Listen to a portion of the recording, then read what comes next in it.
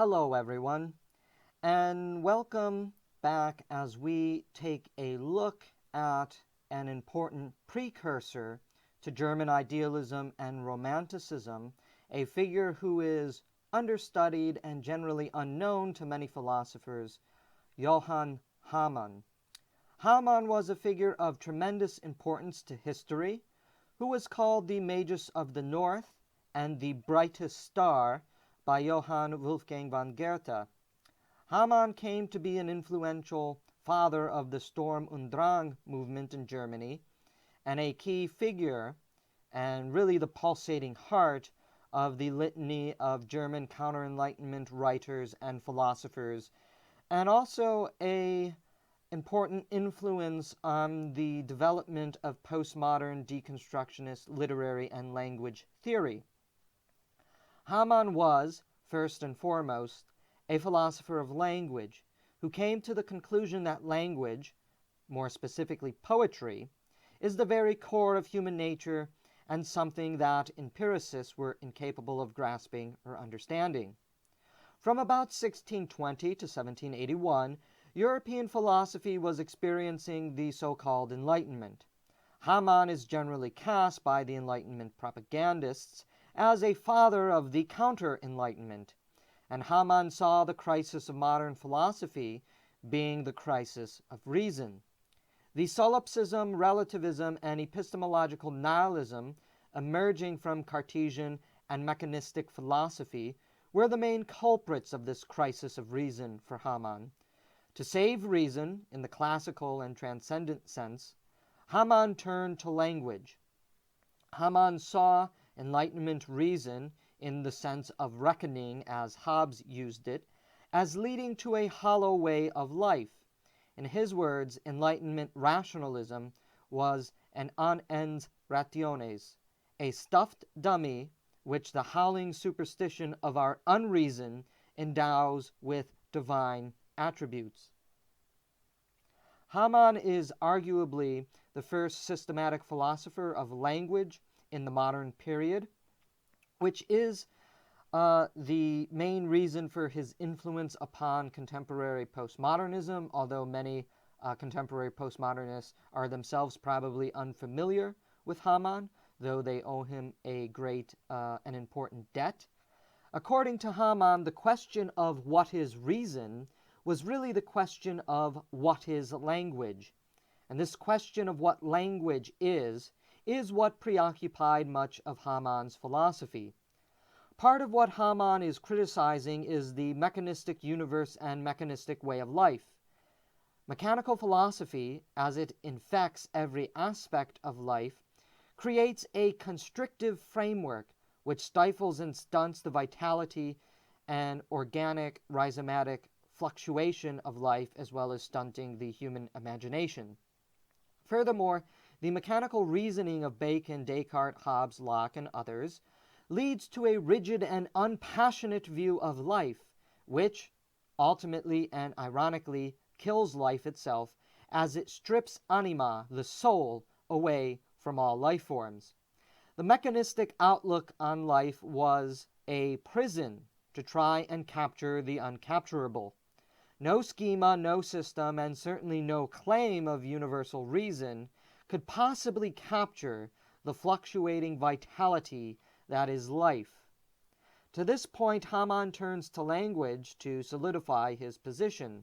And now, of course, this is the usual criticism of, well, he's trying to create a system to capture the uncapturable.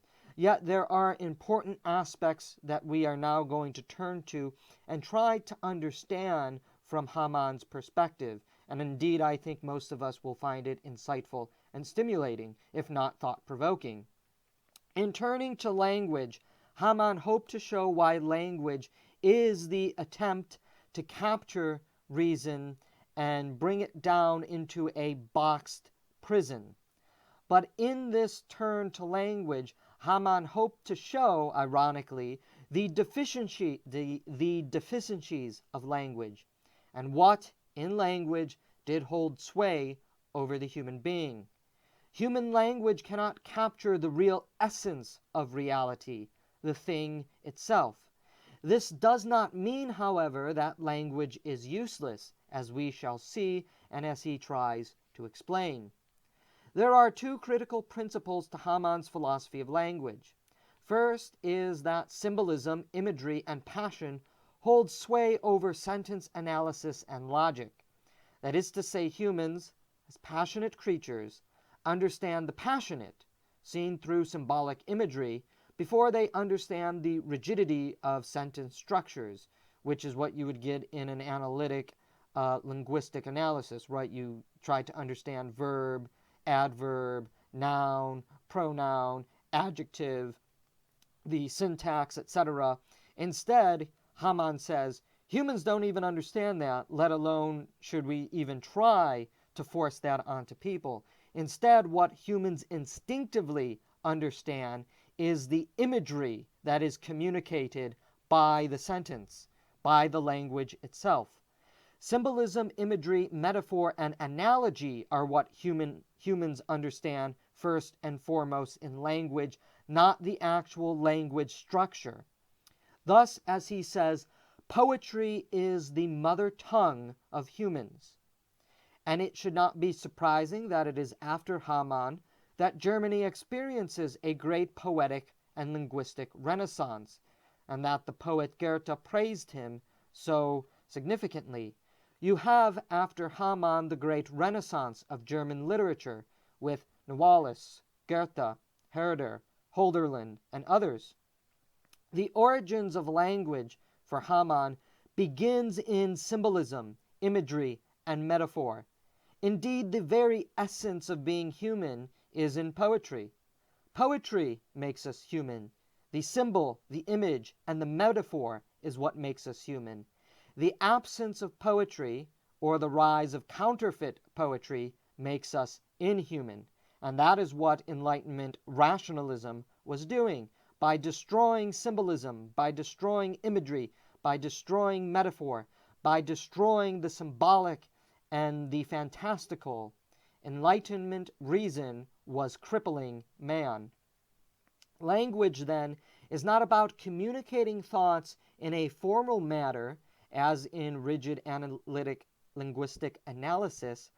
Rather, language is about the chaotic, the passionate, and the metaphorical, all things which humans immediately grasp and understand, because this is the fundamental reality of life and the world which language, in its formalism and rigidity, cannot comprehend. Yes, Hamann is very much anti-analytic. Second, and most important to his philosophy of language, is that the purpose of language is really about mediation, as a form of mediation related to what language tries to capture in the symbolic, the fantastical, and the chaotic, and bring down to the human level. Language is the mediation between man and nature, between man, and between man and God. Language allows for introspective contemplation and the mediation of the self. Most importantly, language is that which mediates God and man. To quote Hamann, every phenomenon of nature was a word, the sign, symbol, and pledge of a new, mysterious, inexpressible, but all the more intimate union, participation, and community of divine energies and ideas.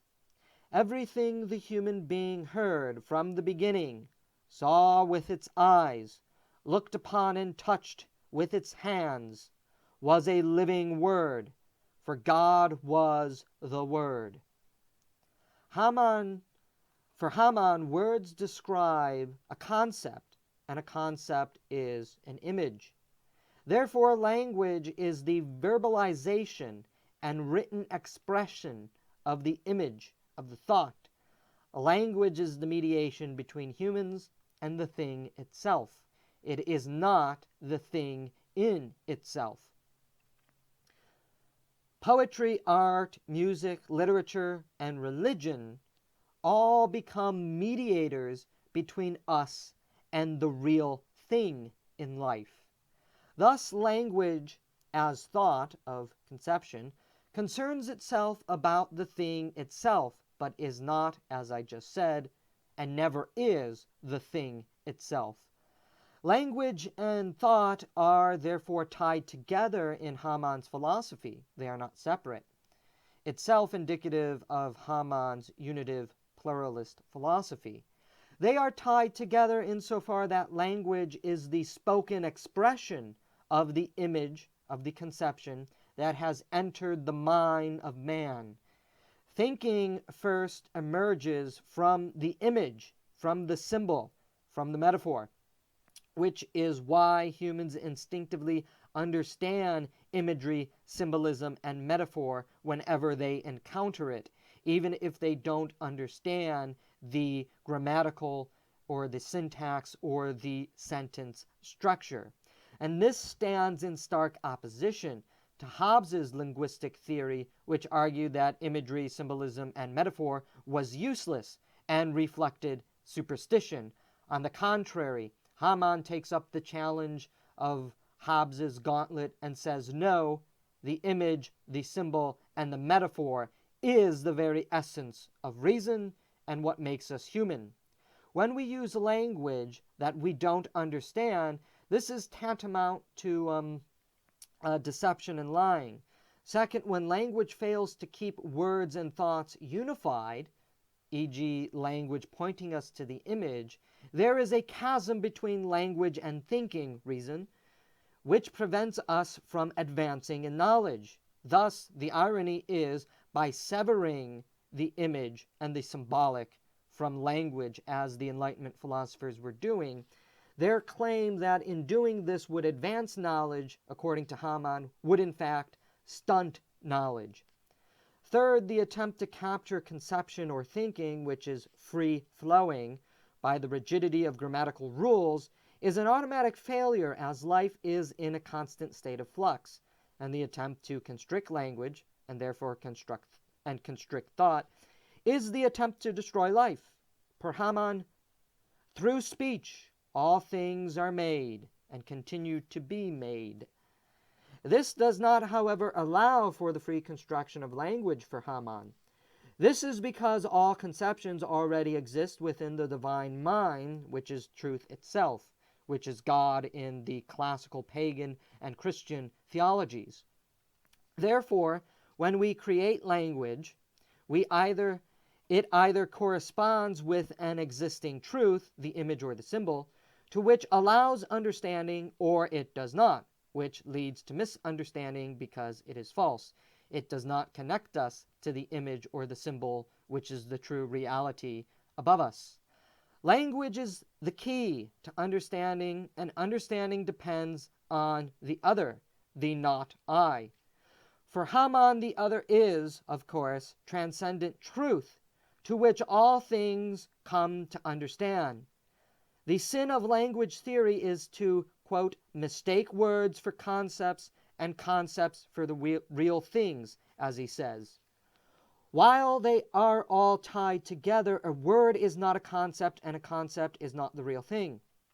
The fire is the real thing in itself, but our attempt to understand fire begins with the image of fire.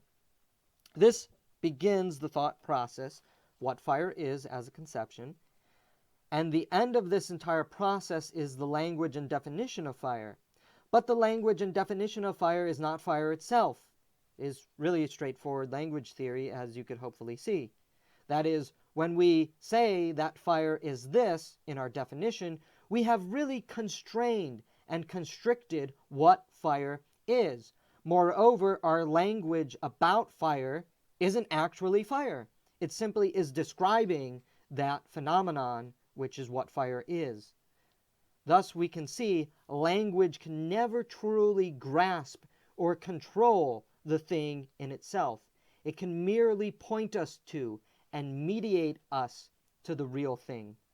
That said, the sin of contemporary language theory in Hamann's time was to either mistake the language for the real thing or to disassociate the real thing from language altogether, therefore rendering language useless because language can no longer point us to the image or to the symbol, as is the case with Hobbes's theory. For example, to say that the definition of fire is the real thing is false. The actual fire is the real thing.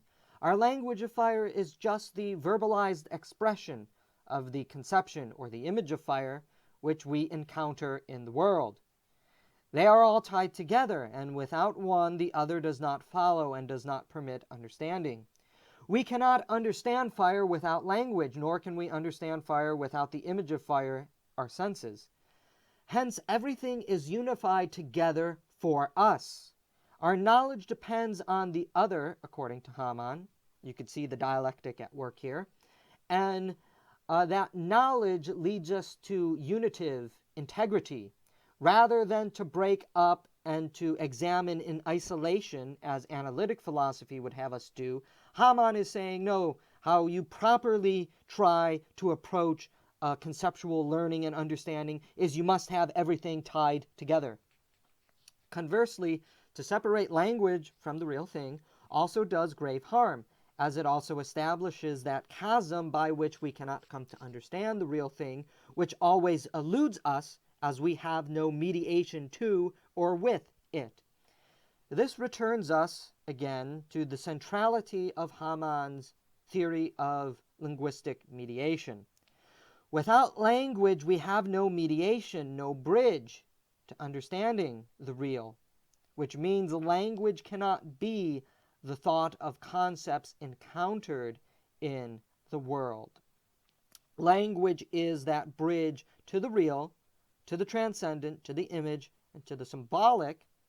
But if we sever language from that reality which is superior to us, we cannot really have any meaningful language. By separating language from the real thing is to really be diabolical in the traditional Greek understanding of the word, because the diabolical is a tearing asunder. Language as symbolic, and this is important to know in terms of etymology, symbolic in Greek means to bring together.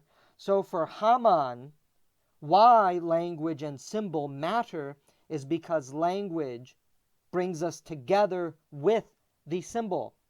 Language, the purpose of language is to tie us to the symbol. Yet we must never forget for Hamann that language is itself not the real thing. The confusion of modernity is that we always look to the language for the real rather than to the image or to the symbolic, or to try to understand the image or the portrait that the metaphor is building for us.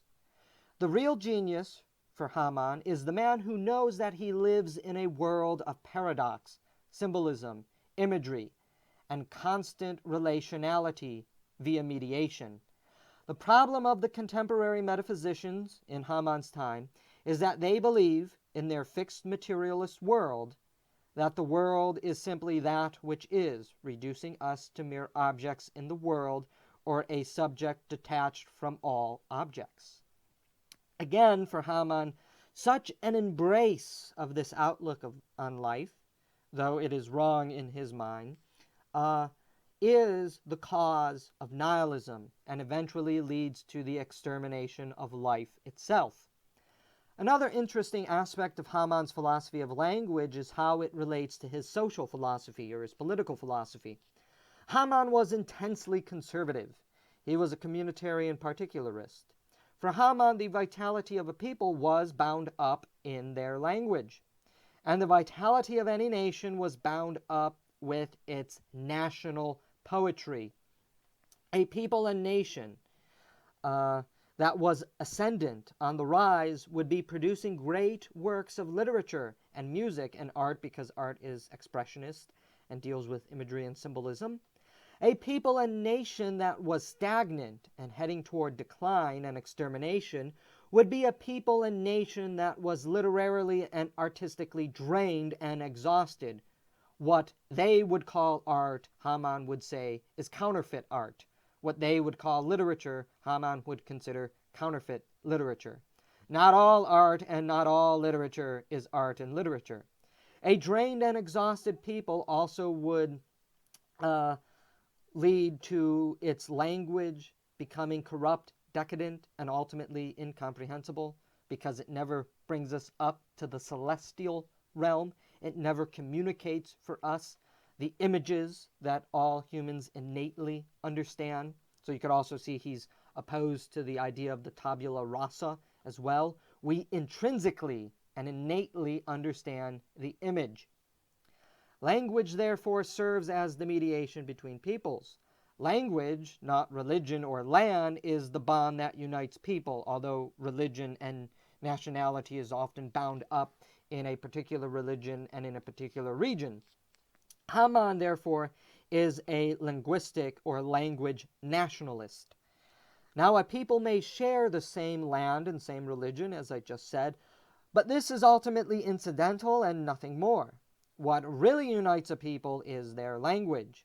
And what really brings the vitality and the unity of religion is the language that brings people in mediated unity to the image that the religion is trying to bring us to, divinize us toward, rise us up to. Therefore, when a people lose their language, they lose their identity and sense of togetherness. A nation cannot survive the loss and corruption of its language because everything else flows from it. Religion, culture, art, music, literature, everything comes from the mediation of language, which tries to grasp at the image, the symbol, and the transcendent. National consciousness is therefore tied to language. The resuscitation of civilization is found in the resurrection of language, because in language we find the unitive communicative force of divine love and understanding, which binds people together instead of tearing asunder. After all, the God of Genesis called forth order and unity out of chaos with speech. Hamann has been appropriated, somewhat unfairly to him, by the postmodernists and other literary and linguistic deconstructionists who find in Hamann the first modern systematic thinker who attempts to analyze the problem of language and concludes that language is not about the real thing. Thus, you can see how the postmodernists appropriate Hamann, although they are not really the true disciples of Hamann, because for Hamann, his point in trying to show the limits of language is language can only point us to the true reality, which is the world of image, form, and symbol. The postmodernists don't agree with any of that in of itself. They merely take the criticism that language is insufficient to the thing in itself from Hamann. Likewise, Hamann's criticism of Enlightenment language theory and its rigidity is something that later postmodernists have also seized on, but again, they don't move in the ultimate direction that Hamann moves. As relating to Hamann's constructivist theory of language, we see also why postmodernists would like him. They see his project of showing the hollowness of Enlightenment liberalism and the Enlightenment mythos as really being a lie. And the postmodernists, of course, like to highlight that we've really been duped in buying the lies and the myths of modernity. So there are many reasons why the postmodernists gravitate to Hamann, at least those who are aware of him. But we can hopefully see that the end goal of Hamann is not the end goal of the postmodernists who utilize him. Nevertheless, Hamann's philosophy of language is of the utmost importance today for anyone who studies the history of philosophy especially.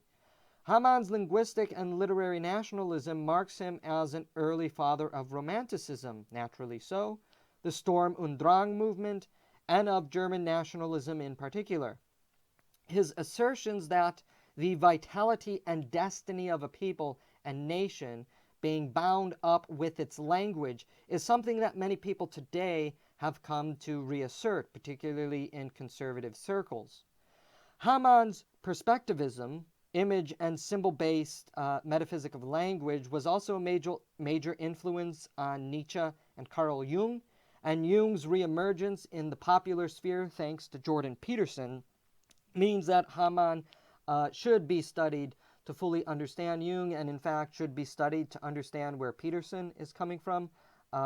It's unknown whether Peterson is aware that much of his outlook, in fact, corresponds with Hamann's so-called irrationalism.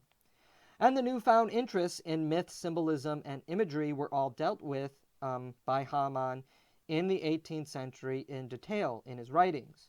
Although not everything is translated in English, so generally, if you don't know German, you're just dependent upon the English translations. But the English translations that do exist are pretty good and capture the essence of his thought.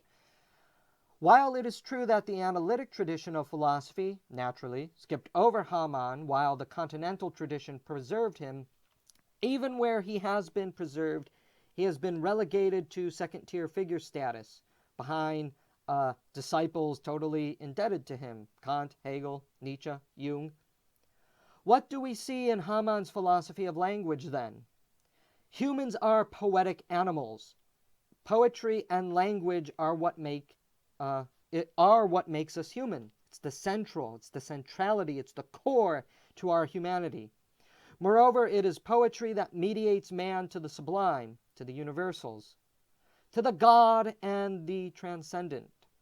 Poetry and the language that accompanies it visualizes and paints imagery for humans.